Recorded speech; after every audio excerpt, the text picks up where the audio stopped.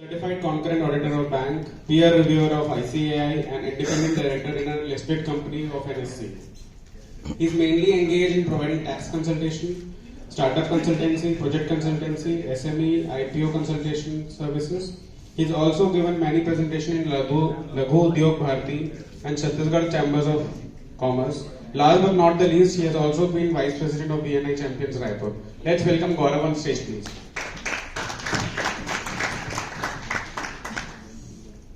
Namaste, good morning, Sat Sri Akal, and welcome to the feature presentation of Core Fintech Experts Private Limited. मैं गौरव अग्रवाल आप सभी का हार्दिक स्वागत करता हूं and I thank you all for being a part of this presentation.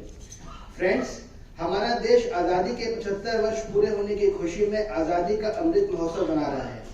ये आजादी का अमृत महोत्सव ही तो है जब किसी देश ने हमारे प्रधानमंत्री के बारे में, हमारे देश के बारे में कुछ गलत कहा तो पूरा देश उस कंट्री को निपटाने में लग गया. जैसे ही अच्छे से बता पाएंगे कितनी इंक्वायरी बढ़ी हमारे डोमेस्टिक टूरिज्म के बारे में. ये तो सिर्फ एक सेक्टर की बात है.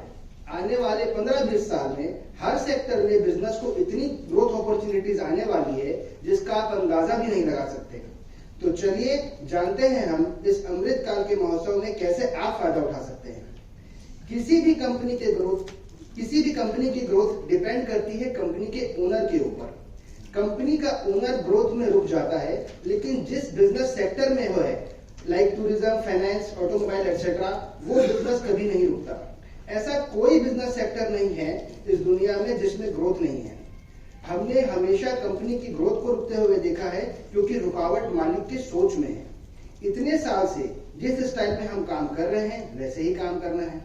कुछ बातें ऐसी है जिसमें आपका कोई कंट्रोल नहीं है, जैसे गवर्नमेंट की पॉलिसीज हो गई या फिर मार्केट में बढ़ता हुआ कंपटीशन.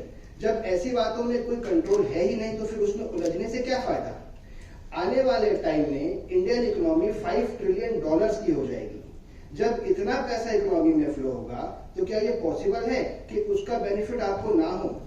कोविड के टाइम में जब पूरा लॉकडाउन था, डॉक्टर्स को छोड़ के सारे लोग बस यही गाना गा रहे थे, सोचता हूँ जमीन कितने सस्ते में थी, क्या से क्या हो गई देखते देखते. प्रकाश भी और अच्छे से बताएंगे इस बारे में. सारे डॉक्टर्स बैठे हैं यहाँ, सभी की मेहरबानी है.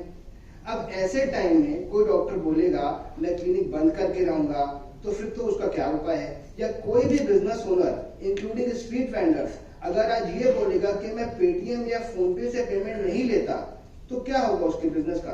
क्या वो चलेगा? पॉसिबल ही नहीं है. इसी तरह से एक उभरता हुआ प्लेटफॉर्म है एसएमई इमर्ज. दुनिया में क्या चल रहा है, कैसे लोग पैसा कमा रहे हैं, इनफैक्ट कैसे यंग जनरेशन पैसा कमा रही है, इसका एक छोटा सा एग्जांपल मैं आपको देता हूँ. एक कंपनी है आहा सोलर टेक्नोलॉजीज लिमिटेड.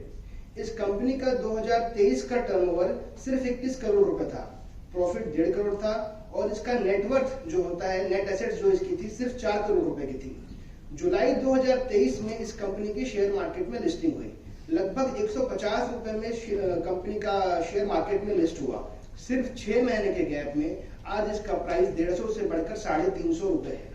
इस कंपनी की आज मार्केट वैल्यूएशन 107 करोड़ रुपए है. हमने से बहुत से लोग 100+ बिजनेस ओनर्स यहाँ बैठे हैं, बहुत कम लोगों की बिजनेस की वैल्यूएशन 100 करोड़ प्लस की होगी. उसी तरह से हमने जिस कंपनी का आईपीओ लेके आए, इस कंपनी का वैल्यूएशन आज 250 करोड़ रुपए है. हमने 42 रुपीज में शेयर मार्केट में एंट्री की थी और लगभग 1 साल के बाद में आज ये 5 टाइम्स हो चुका है. इस शेयर का प्राइस आज 200+ है. ये सिर्फ इन दोनों कंपनीज की बात नहीं है. जो भी कंपनी ने शेयर मार्केट में उतर के अपने फाइनेंशियल स्ट्रक्चर को रीऑर्गेनाइज किया, मैक्सिमम लोगों को फायदा ही हुआ है. ये मार्केट आपके बिजनेस के एक्सपेक्टेशन, प्रोजेक्शंस एंड एस्पिरेशंस की वैल्यूएशन को इनकैश करता है, जो दुनिया में और कहीं नहीं हो सकता. आज से अगर कुछ साल पहले की बात करें तो हमारे जैसे बिजनेस ओनर्स कभी ये सोच भी नहीं सकते थे कि कभी शेयर मार्केट में वो भी अपनी कंपनी का नाम देख सकते हैं.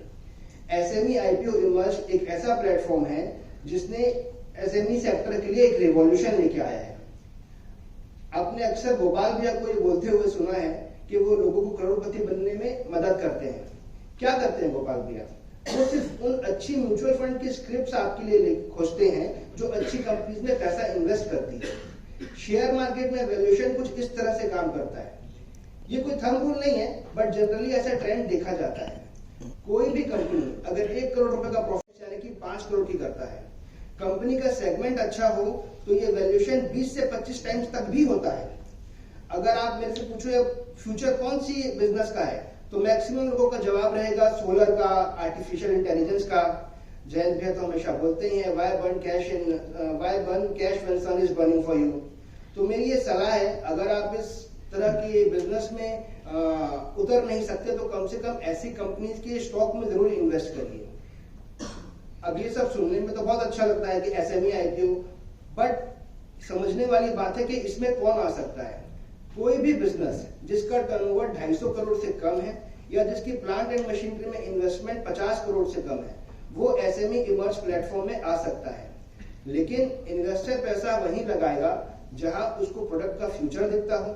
इन्वेस्टर किसी ट्रेडर के ऊपर दाव नहीं लगाएगा, वो मैन्युफैक्चरर के ऊपर दाव लगाएगा, वो new service industry, new ideas के ऊपर दाव लगाना चाहेगा। This is where we step in and guide you in your SME IPO journey with regard to investment advisory और सेल्फ लिस्टिंग। लास्ट में मैं अपनी बात सिर्फ एक कोट बोल के खत्म करना चाहूंगा, the best way to predict the future is to create it. Thank you so much.